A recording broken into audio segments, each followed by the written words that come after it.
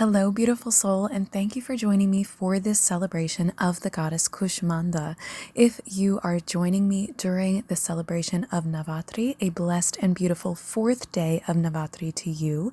If you are joining me at some other time, you are also very welcome because I know there is not a lot of material out there in English about this version of goddess. So I have a series, a playlist that you can find linked in the video description, celebrating all 9 aspects of the goddess Durga as we move through Navratri.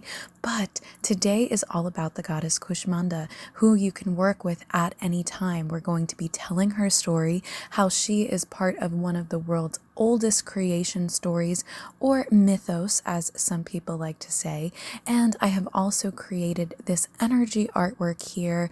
This cosmic egg is part of an energy art design that I have also available on some Enlightened merch products you can find the links for in the video description as well. But putting it here animated in the video, it is also meant to act as a meditation tool. It is energy charged, so feel free when you want to get to know this goddess better, when you want to spend time with her, to spend some time focusing on the animation, focusing on the stars moving. You can picture that beautiful light of the cosmic egg shining onto you, whatever you feel called to. And I'm so very pleased and happy that you are here joining me to celebrate, honor, and connect with her. So let's get started telling a little bit more of her story. Kushmanda is said to have existed as energy before anything or anyone else. She's part of the universal primal energy and power, and she's a key factor in, as I said, one of our world's oldest creation mythos.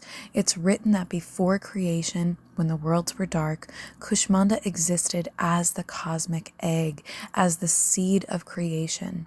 Her radiance and the radiance of her smile then gave birth to her universe, and her smile is said to still provide light, heat, and energy to our sun, where she takes her seat. After the birth of the universe, goddess Kushmanda created and birthed 3 divine beings to be the energetic basis for our worlds. Through her right, left, and third eyes, goddess Kushmanda created goddess Kali, goddess Lakshmi, and goddess Saraswati. Mahakali represented heat. Mahalakshmi became the representative of light, and Mahasaraswati became the representative of sound or frequency. Through these 3, Kushmanda then created the male 𝑓 of Hinduism, of Lord Shiva, Lord Brahma, and Lord Vishnu, before creating or assigning them their divine companions of Kali or Parvati for Lord Shiva, Lakshmi with Lord Vishnu, and Saraswati with Lord Brahma. This creation aspect of the goddess is illustrated in her name itself, as in Sanskrit, Ku means little or micro, Anda means egg or primordial form, and Ushmanda means egg ready to hatch or manifest into life. Thus, Kushmanda means the small particle, the primordial egg or atom, which sprang forth into life and creation itself. This is a perfect way to call upon that energy of creation and our goddess. And as I said, you can picture yourself within this cosmic egg. You can ask for the light and radiance of her smile to shine upon you and to awaken that part of you that I believe is part of her, is part of source, is part of creation. You can imagine the egg as an energy shield if you need, or as a beacon of light to help you grow, heal, enhance, and manifest more of your own divinity and attract or call forth more light and good things to you. As her smile that birthed that light is said to still light and warm our earth and all the planets through the light of our sun, in my opinion, causing goddess to smile allows you to play part in that light that is shining on all that is. That's why I created this quantum infused energy art piece with her in mind, and I'm so happy to share it again with you in this animated and video form to help you to connect, to help you to know that you are part of all that is, and to help you to remember that feminine energy births. Feminine energy births, right?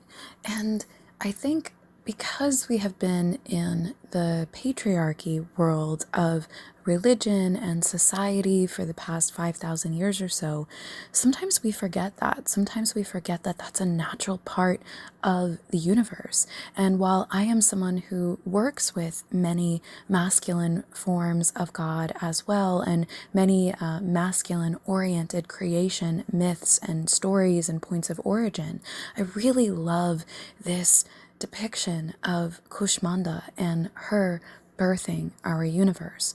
And so that's why I was so called to share and create this video for you all, because I wanted to help more people tap back into that, right? I hope some of you are inspired to do some path working with this piece and with this energy and with Kushmanda. And if you are so inclined, you can imagine yourself projecting into this beautiful cosmic egg. You can sit with a stream of consciousness writing for yourself and see what messages she would have with and for you. And I hope that if you are going through or coming to a period in your life where you are either pregnant with possibility or a lot in your life has broken down and is calling you to rebirth, that you will consider doing that and visiting with Kushmanda and tapping into these divine feminine elements and aspects of reality, because I believe that God, Goddess, Source, Deity, Universe, are all encompassing, are everything, and that we are a part of that. And if they are all encompassing, then it stands to reason that they could never fit under one form or name or image, and that they are both masculine and feminine. And so whether you are a masculine or a feminine energy oriented person, or if you are non-binary, I believe that cultivating and understanding both the feminine and masculine and divine feminine and divine masculine aspects within us is important. And I hope that more people will do that by connecting with the goddess, perhaps in this, her sacred form as Kushmanda.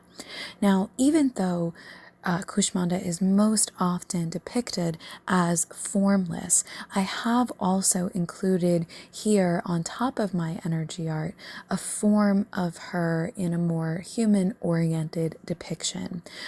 Also to illustrate to you some of the items that she carries when she works with us, in healing or protection or manifestation, right? Because working with the cosmic egg can also tap you into abilities to create or to manifest. And we're going to talk about that in a second as well. But I want to speak about what she carries in her hands so that you know that the tools that she comes to play with. So she most often is depicted with 8 to 10 arms or hands. I most resonate with her in the 8 hand formed, 8 being a number of infinity. And in those hands, she holds a trident or a 𝑓𝑋🹃📴, which is, as we've discussed in previous Durga videos, which you can catch the playlist for, again, linked in description. The 𝑓𝑋🹃📴 or the trident is a sacred weapon of Lord Shiva and of goddess in her other forms, such as Kali. She also holds the discus, which, interestingly enough, is a sacred weapon of Lord Vishnu. She holds the sword, she holds a hook, a mace, a bow and arrow, and then she holds 2 jars, most often said to contain honey or elixir and blood. And I found it interesting because I know many people who are interested in magic or witchcraft or paganism orientations of working with the goddess will know about certain rituals or spells, right, that you can perform with these items. Now, I personally don't work with body parts such as blood for magic or manifestation, but I know a lot of people do. And as long as people are doing so respectfully to their body and to whoever they are performing the magic with or for, I don't really see a problem with it. Personally, I don't play with blood curses or any of that. But I bring that up because I don't think people speak about it enough, and I would like to take the stigma out of speaking about it, because I think the stigma is what goes into play with so many people being misinformed and having magic backfire or hurting themselves and others because of the stigma or because of not being informed. So if you are listening to this as someone who resonates as a witch or a magical practitioner, which, remember, a lot of religion and religious practice and celebration and tradition stems from magical practice. It's just really categorized differently. But I also bring it up because the last part of Kushmanda's name, Manda, is another name for spell in some Hispanic witchcraft and tradition. So I found that really interesting as someone whose brain really seeks to connect all the things and connect all the pantheons and show us how we are all more alike than we are different. But I also found it interesting for her to carry these 2 jars of honey and blood, not because of the magical orientations, but because magic and blood are really, or excuse me, honey and blood are really life source for so many people in so many religious traditions. Honey is housed in the tombs of the pharaohs and of the great queens and of the temples of goddesses and gods in Egypt and in so many other areas of the world. Honey is said to be the only food that doesn't deteriorate over time.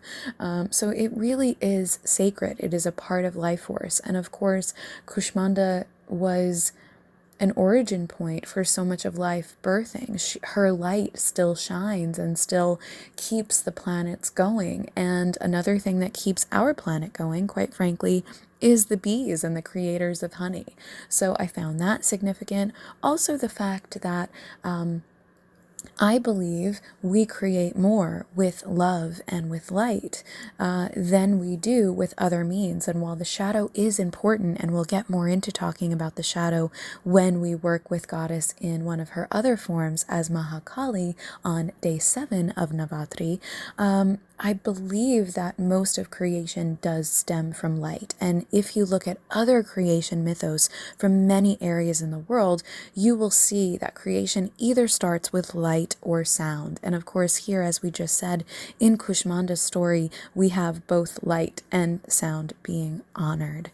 And speaking of love and creating from love, throughout these Navadurga videos, we have been connecting the goddess with her sacred color of the day for Navratri, but also with the chakra that she works with. And so we yesterday connected Goddess with the solar plexus chakra, and today we are again working our way up the chakra system into the Anahata chakra, or the heart chakra. And that you can resonate Goddess with this beautiful color of green, such as the heart chakra, or you can work with her through her color of the day for Navratri, which is orange. And orange, of course, will connect you with the sacral chakra, or the chakra of Tantra. You can view Brahmacharini's video to talk more about that. But that chakra is a chakra of sexual pleasure and of creativity. And so really connecting this circle with the sacral chakra and the heart chakra, you have this perfect creation, right? That is the thing that creates our children in most cases, right? Love and sexual connection or sexual pleasure. And so it really goes into connecting her with more of her creatrix powers. And with that, I am going to invite you to sit with this piece some more, work with your chakra system, work with your colors. As I said, you can project yourself into this energy art piece. Remember that orange and this creatrix egg can also tap you into manifesting with positive abundance. Please remember to always say positive abundance when you are working on manifestations or spells or what have you, because there can be an abundance of anything, good or bad. But remember that Kushmanda is all about that light and that cosmic light and cosmic creation. And so if you would like to work with her in that capacity, I'm sure that she would be very pleased to work with you. If you would like to work with this piece more, again, you can check out the link for my shop, 𝇳𝓹𓂓𓋴📶, and for enlightened merch pieces of that piece of energy art. There's also a Durga connection. There's so many links in the video description here on YouTube, and I would love to see you there. If you would like to work with me in a spiritual capacity, I invite you to visit my website, Damcl Designs, DAMCL Designs.com, and check out quantum and Akashic records readings with me. There are other forms of readings as well. However, if you would like to go beyond session work and into quantum and 𝑓 energy healing, or life and consciousness coaching, or manifestation, or magical mentorship, you can use that contact for consult link that is in the video description or on my website, and we can set up a time to talk and see if we are a good fit to build you a customized quantum energy healing container. I would be very pleased to work with more of you in that capacity. But whether we work together or not, if you have liked and resonated with this material, I hope that you will remember to like the video, subscribe or follow so that we can keep in touch, and so that you can check out my other works on other aspects of spirituality and so many more things. If you are called and drawn and able, I also invite those of you who are so inclined to use the link in the video description or use paypal.me/𝑑enlightenededits if you would like to leave an energy exchange or energy appreciation donation. Absolutely all amounts are appreciated for those of you who would like to support my free and public works and channels and help keep them going. Thank you so much for that. And thank you so much for being here, whether you participate in any of my offerings or donations or not. I hope that you have a beautiful Navratri or time with the goddess, and I will see you next time with Love, Light, and Light Codes. Love, Danielle, #Damcl at @𝑑enlightenededits of DamclDesigns.com.